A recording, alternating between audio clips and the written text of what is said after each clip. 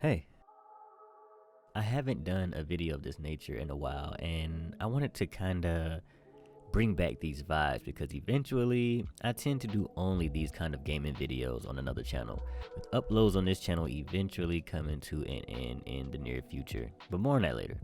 Later as in covered in another video down the line, but I would like to say I clickbaited you here a little bit. I don't think Doom Eternal is the best FPS, but I do believe it is one of the best first-person shooters I have ever played. Like off the top of my head, top 5, no argument. It's fast, precise, strategic, chaotic, and above all else, fun.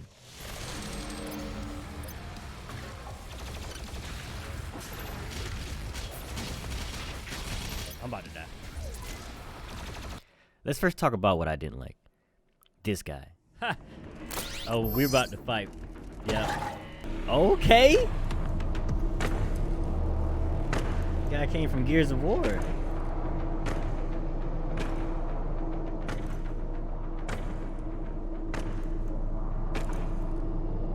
What the fuck? Oh my god. Yo, go on, man. Shit. I can't really. Okay.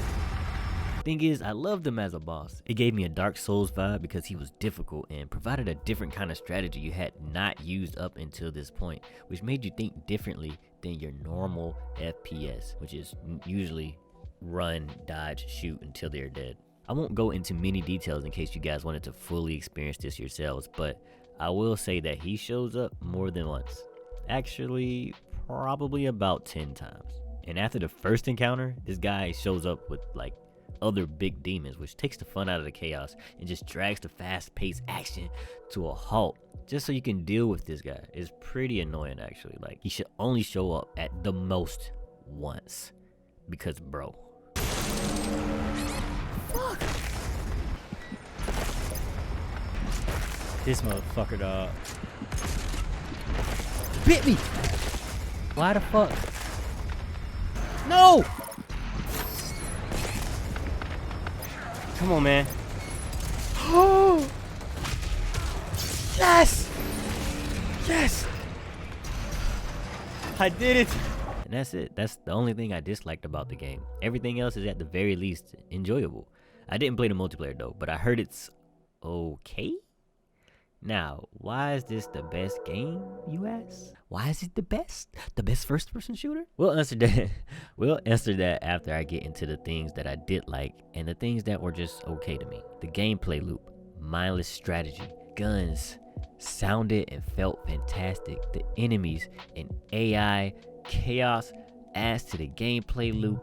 It's just so much. It's actually not, it's not much, but it's just these little tweaks that just adds so much, because yes, it's the same thing over and over again, but then once you get in there, you be like, okay, I gotta do the same things but maybe a slight bit different because this guy show up and this guy show up and these guys show, you know, like it's crazy, man. Now mind you, I played this on the hardest difficulty, which is Nightmare, but I also play Ultra Violent, which is just under Nightmare, but I beat the entire game on Nightmare. With that being said, the gameplay loop can be a bit repetitive, but so can any game. Run, shoot, jump, repeat.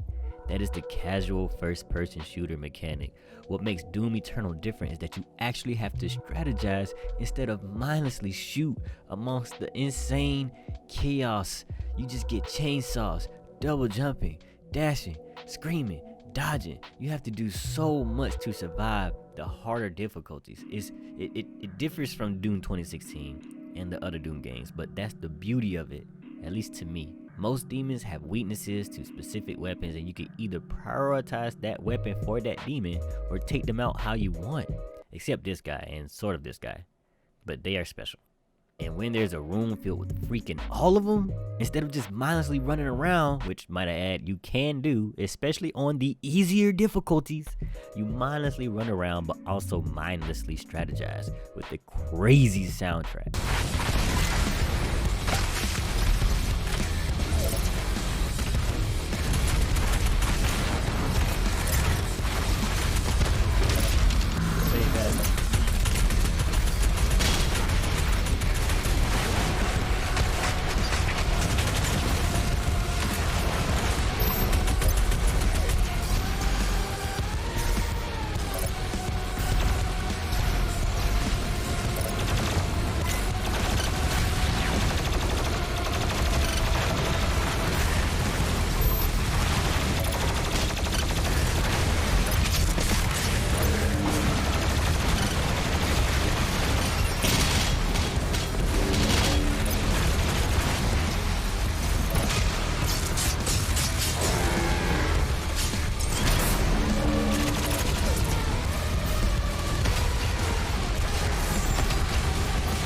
chaos everywhere with the dope levels. Look, like I said earlier, if you turn down the difficulty, you can mindlessly shoot and kill, and you'll have fun just like all the other Dooms, which some reviewers prefer. A lot of people don't like, oh, why did you change the formula? Why did you change? Bruh, it's a different game, man. Relax. People are like, it should be this way. It's whatever the developers want it to be. I just hate that argument. Like, why would this? No.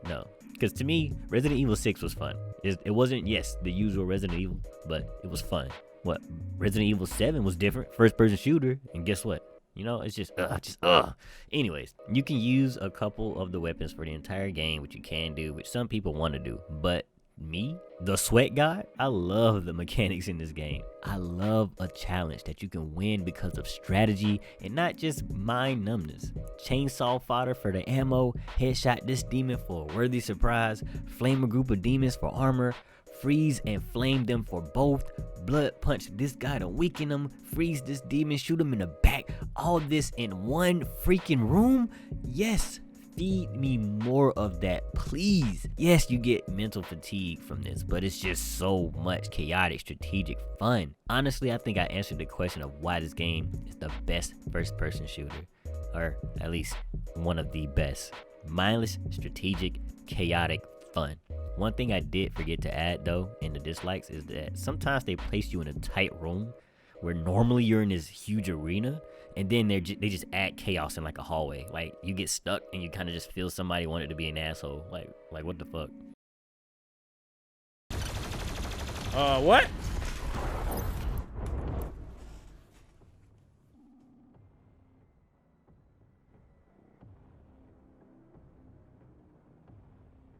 But to add a couple more things as far as what was okay with the game, and that's two things: the story and the platforming.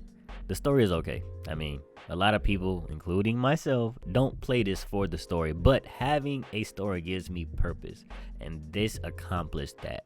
I like purpose in my games. I want to be somewhere for a reason, even though it's not the best reason, but I have a reason.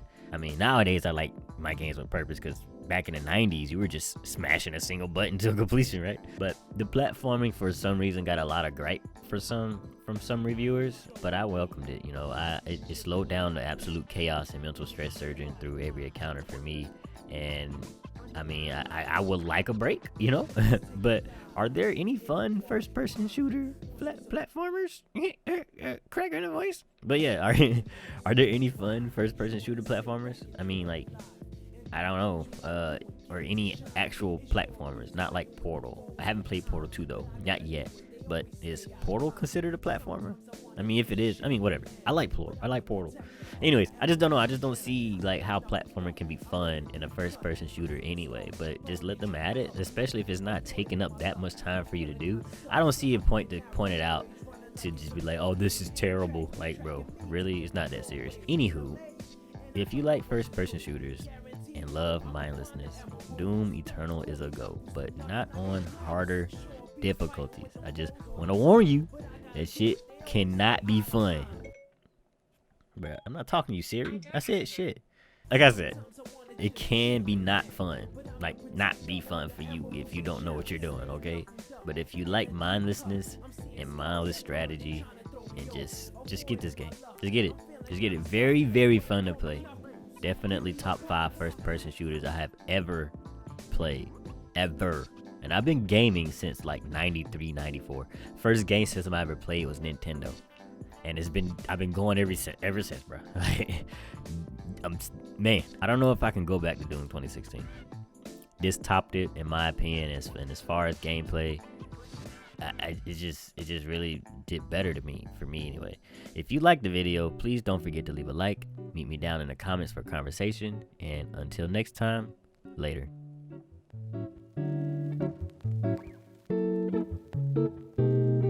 What?